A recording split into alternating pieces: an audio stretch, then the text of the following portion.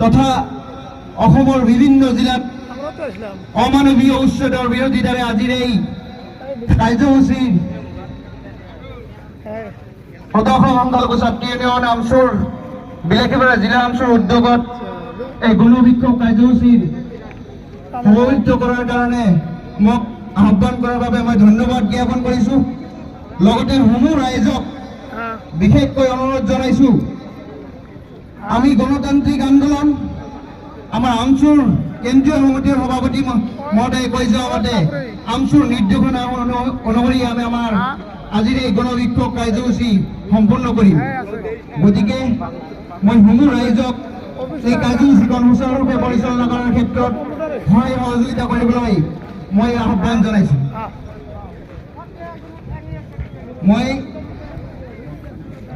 মই বিশেষকৈ অনুৰোধ কৰিছোঁ, আমাৰ বিলাসীপাৰা জিলা সমিতিৰ সমূহ বিষয়ববীয়াক